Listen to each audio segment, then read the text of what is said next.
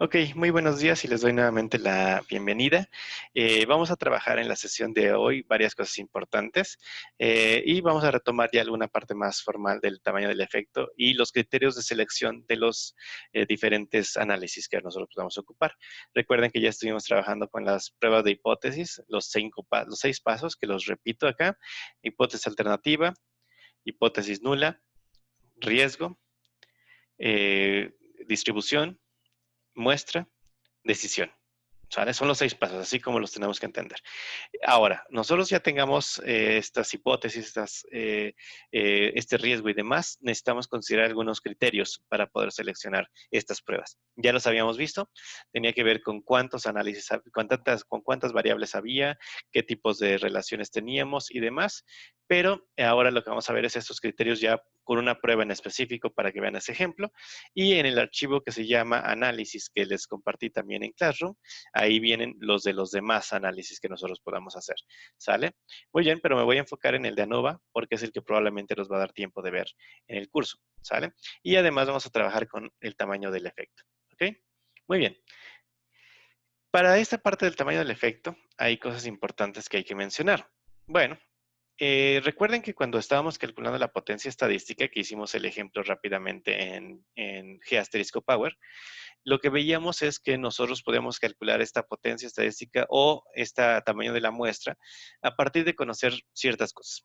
¿Qué es lo que conocíamos? Bueno, el nivel de alfa, cuántas colas tenía nuestra distribución, tenemos el tamaño del efecto de estudios previos y demás, y nosotros podríamos conocer la potencia estadística. Pero también podemos hacer el proceso inverso y conocer el tamaño de la muestra, ¿sale? Bueno, y para eso recuerden que nosotros poníamos una potencia estadística que fuera alrededor de 0.80, ¿sale? Decíamos que 0.80 era una buena potencia estadística y por lo tanto pues, estábamos bien en nuestro estudio, ¿sale? Entonces, por cuestiones de practicidad, nosotros lo que tenemos que tener es, a ver, ¿qué es lo más fácil para hacer en nuestro estudio con respecto al costo? Y esto es importante porque no siempre vamos a tener datos tan accesibles y entonces tenemos que ir considerando varios aspectos importantes. Por ejemplo, si mi potencia estadística no es tan buena, ¿qué puedo hacer?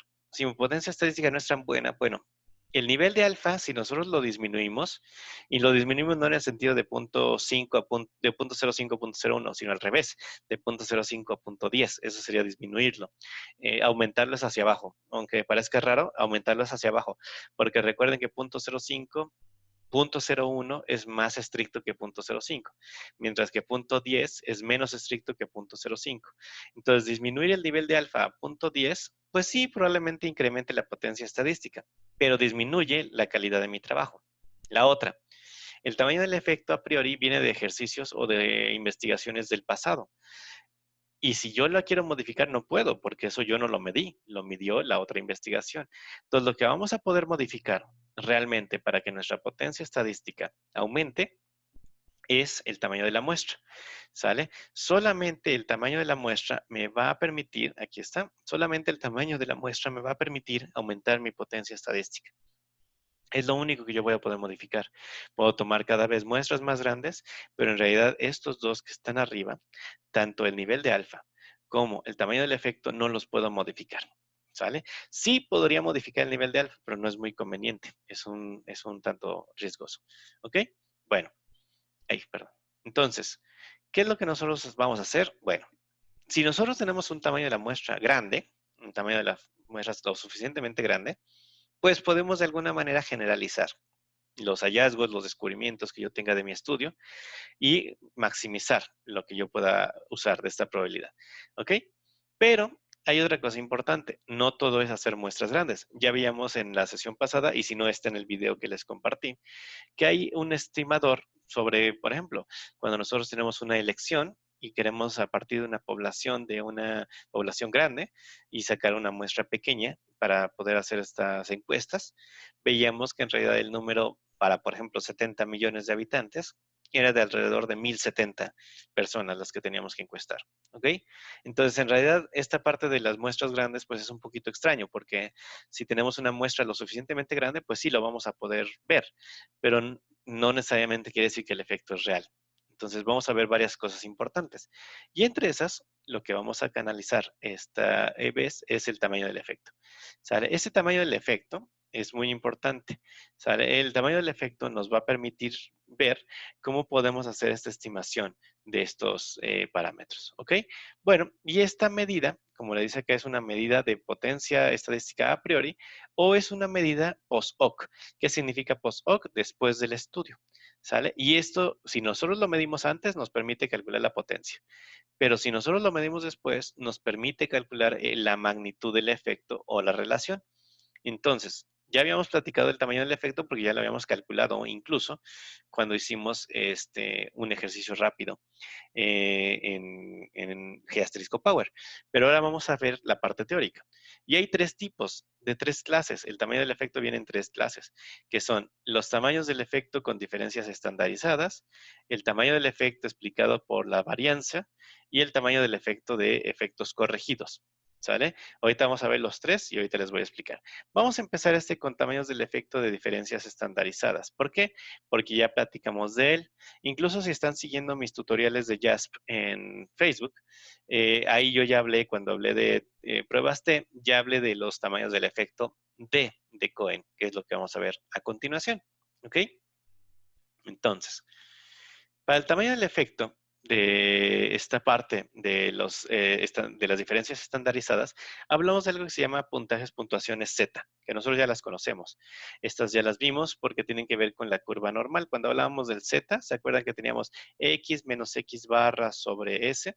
Bueno, esa era la puntuación Z, ya lo hemos revisado anteriormente. Bueno, el primer estadístico que nosotros vamos a calcular se llama D de Cohen, ¿ok?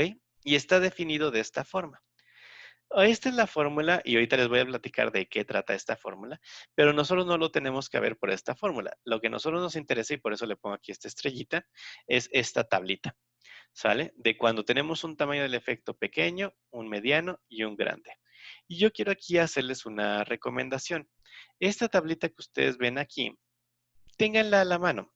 Yo les diría, pueden hacer en el celular o pueden hacer en la computadora unas fichitas, pueden hacerlo también en una ficha bibliográfica, no hay problema, pero pueden hacer unas pequeñas fichas con estos tamaños del efecto que vamos aquí a revisar para cuando ustedes hagan su análisis y hagamos en JASP el análisis, puedan ver en la tablita y buscan y digan, ok, tamaño del efecto es pequeño, tamaño del efecto es mediano, tamaño del efecto es grande, y ya tengan esta tablita y no tengan que regresar a la diapositiva. Es una recomendación que yo les hago, ¿sale?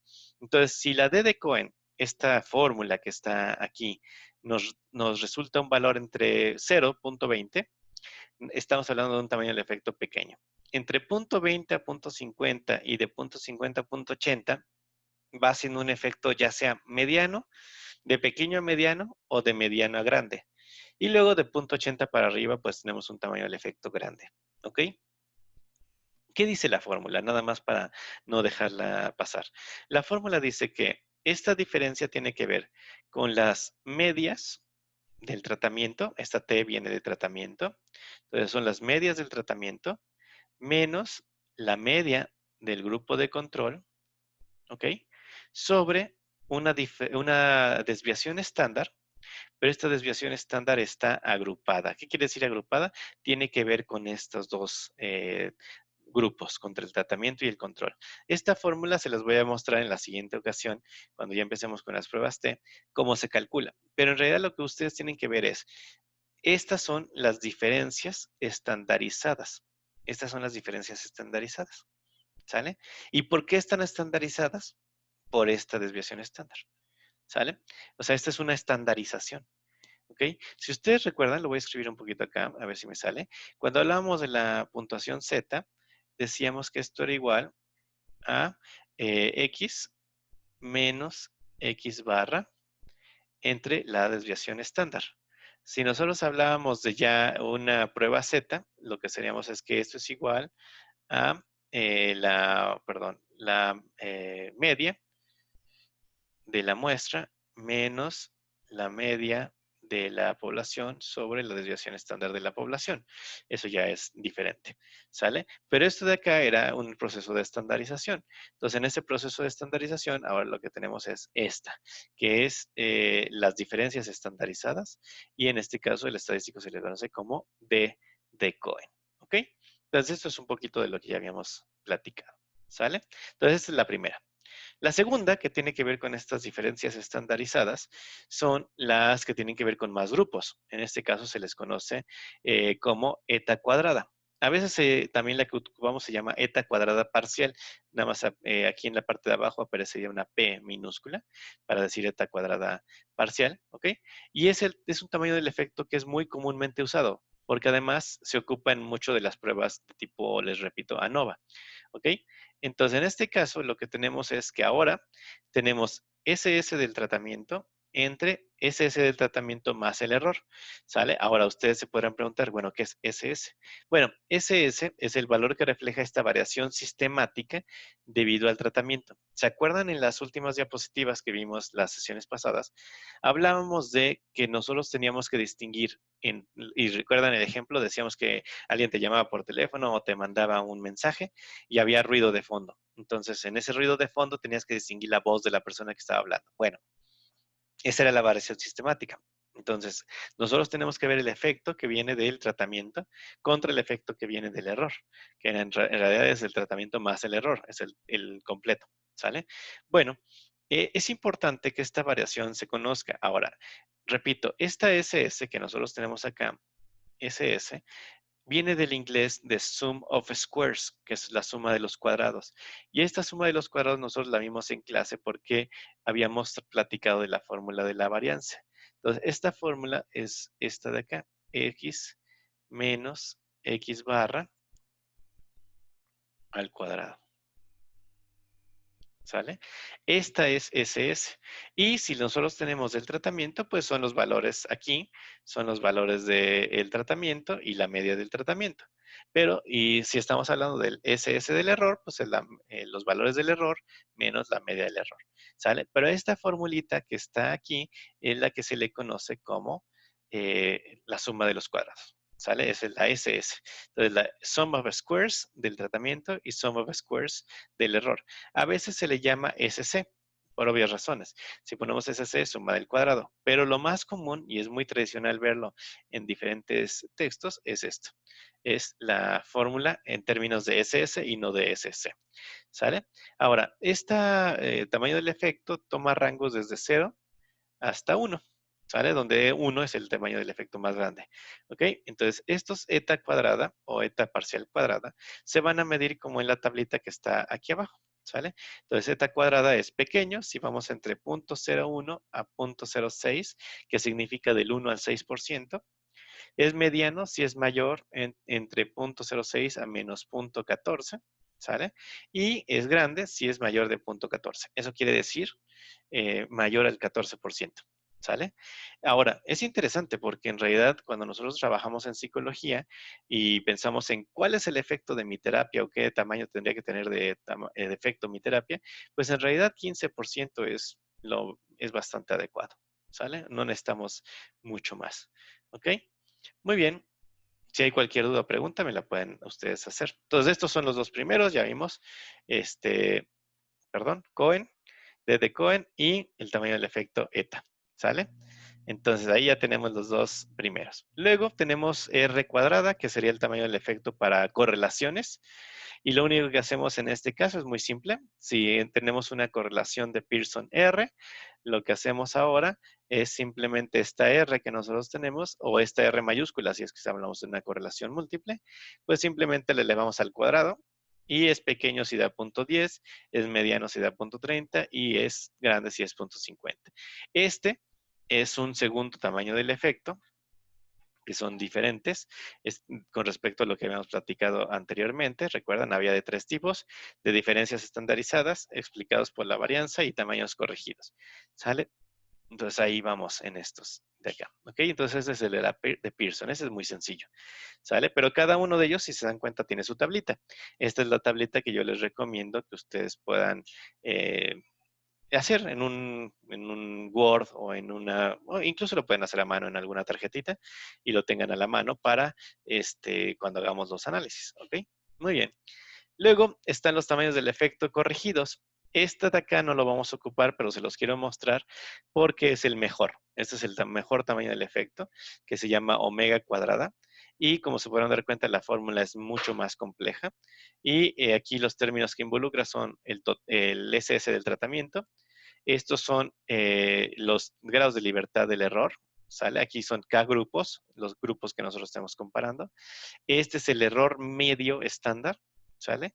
Y este es el SS del total, que sería de la suma del tratamiento y del error, ¿sale? Entonces, bueno, se mide igual que eta cuadrada, es la misma distancia, pero esto no lo vamos a ocupar, simplemente se los menciono porque es un tamaño del efecto importante, ¿sale? Muy bien, entonces, estos de acá, pues son los tamaños del efecto y los podemos medir de diferentes maneras. Les pongo acá, ¿se acuerdan que hemos estado trabajando con G asterisco Power? Pues les pongo los 9 pasos a seguir. ¿Sale? Esto es una guía, es un recetario que yo había dicho verbalmente, pero quería ponérselos a manera de manual, de tutorial. Entonces ustedes ya aquí tienen los pasos 1 al 9 para obtener esos valores directamente ahí. ¿Sale? Entonces, ustedes pueden seguir estos pasos y van a obtener un resultado interesante en G asterisco Power. Era simplemente para cerrar esta parte de la potencia estadística.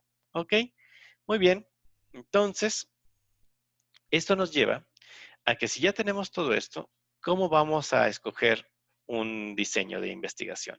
Que les digo, es lo que vamos a empezar a hacer a partir del día miércoles. ¿Ok? Bueno, ¿cuál es el objetivo de un experimento? ¿Cuál es el objetivo de hacer una investigación? Bueno, nosotros tenemos como objetivo tres cosas. Es maximizar la varianza experimental, minimizar la varianza del error y controlar la varianza de una variable extraña. ¿Sale? De variables de tipo extrañas. Bueno, ¿por qué necesitamos esto? Si maximizamos la varianza experimental, eso quiere decir que el efecto del tratamiento, la terapia, lo que estemos aplicando, vamos a verlo con mayor claridad, porque entonces la varianza experimental quiere decir el cambio que se da en la variable dependiente debido a mi intervención. Entonces, si yo maximizo esa varianza experimental, puedo yo ver con mayor claridad que mi efecto realmente está funcionando. Digo que mi causa realmente está funcionando sobre el efecto que estoy produciendo. Minimizar la varianza del error tiene que ver con que la medición que yo hice tenga el error más pequeño posible. Recuerden que el error no desaparece, pero sí puede ser mínimo. Y controlar la varianza extraña. ¿Qué quiere decir? Que no haya variables adicionales a la que yo estoy proponiendo que pudieran explicar el efecto. ¿Sale? Rápido ejemplo. Imagínense que yo estoy trabajando en un método de lectura para que los niños aprendan a leer más rápido o mejor, lo que sea. Y entonces les explico la dinámica, hablo con los padres de familia y listo. Se van los padres de familia a casa con sus hijos y en casa trabajan con ellos también, porque se emocionaron tanto de lo que yo estoy haciendo en la escuela, que ellos dijeron, no, pues es que está muy padre y vamos a hacerlo también aquí en casa. Mido dentro de 2 semanas y de repente veo que los estudiantes, wow, leyeron muy bien, mejoró todo y entonces digo, carambas, mi método de lectura es muy bueno. Ojo, hay una variable extraña. La variable extraña es que no contabas con que los padres fueran a casa y empezaran a trabajar mucho con la lectura con sus hijos. Entonces, esa varianza extraña podría ser mayor que la varianza de la experimental. Y entonces, por lo tanto, no podría yo determinar que lo que yo hice fue lo que cambió esta capacidad de la lectura, sino que hay una varianza extraña que también lo estaría explicando. Entonces, les digo, esos son los objetivos. Varianza experimental, maximizarla, minimizar el error y controlar la varianza extraña. ¿Ok? Bueno, ¿cómo se logran cada uno? Maximizando por medio de condiciones y procedimientos cuidadosos. Minimizando, pues reduciendo la imprecisión o fluctuaciones del experimento. Y control con respecto a la identificación y reducción de los efectos de estas variables no deseadas. ¿Sale? Y eso es importante. ¿Ok? Bueno, ¿cuáles son las condiciones que nosotros tenemos que establecer? Ya lo saben desde las materias anteriores, una muy buena pregunta de investigación, que la hipótesis alternativa y la nula estén conectadas con alguna teoría o investigaciones previas, que no sean hipótesis lanzadas al aire o sin un sustento. y que esta parte de la causalidad y el efecto se definan de manera operacional de manera adecuada. ¿Ok? Recuerden que no es tan fácil definir causa y efecto. ¿Ok? Bueno, ¿y qué hacemos? Bueno, aquí hay cosas muy importantes. Estas variables que nosotros estemos estudiando, pues tienen que estar bien definidas, tienen que tener una buena definición y esta definición nos va a ayudar a ver que la integridad del tratamiento, es decir, que cómo está planteado el tratamiento, esté de manera adecuada. Después necesitamos ver las definiciones operacionales para ver cómo se va a entregar el tratamiento. Si van a haber condiciones, si va a estar grupo 1, grupo 2, si va a haber un grupo placebo, un grupo control, etcétera, etcétera. Eso lo tenemos que ver bien para ver cómo se entrega el tratamiento. Y después, para ver el efecto que se va a producir, pues tenemos que ver la manera en la que vamos a evaluar que las personas recibieron el tratamiento, pero además se adhirieron al tratamiento. Es decir, continuaron con él durante el tiempo de nuestra intervención. Y esto nos regresa a los 5 puntos que habíamos revisado anteriormente, que eran la decisión sobre qué análisis tomar. ¿Ok? Interrelación entre las variables. Estamos hablando de relaciones, diferencias. ¿Cuántas variables independientes, dependientes estamos usando? Las escalas de medición de la variable dependiente, si era nominal, ordinal, intervalos, razón. ¿Cuántas relaciones había? Si eran dependientes contra independientes, en los grupos que eran comparados, y las suposiciones subyacentes del estadístico. ¿Sale? Eso ya lo habíamos platicado y es lo que vamos a revisar. ¿Ok? Entonces, para plantear algún modelo interesante, vamos a empezar con este que se llama ANOVA de una vía. Este ANOVA de una vía, pues va a tener varias cosas interesantes. Entonces, aquí están los 5 puntos que nosotros vimos anteriormente, pero ahora con los respectivos ejemplos. Entonces, quiero que vean aquí, son los mismos 5 puntos que están acá, pero ahora explicados para ANOVA de una vía. Entonces, vamos a sobre estos puntos. Foco de análisis. ¿En qué se basa? Bueno, el propósito de ANOVA de una vía es comparar diferencias de la media. Me regreso a la diapositiva anterior. Diferencias. ¿Sale? Entonces, ANOVA se trata de diferencias, ¿ok?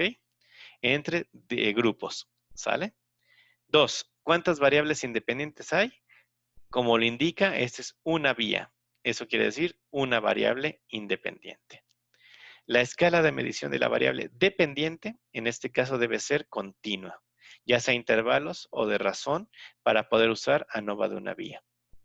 Relaciones entre las puntuaciones de los participantes entre los grupos comparados, tiene que haber grupos independientes, es decir, los grupos tienen participantes que fueron tomados de manera independiente, ¿sale?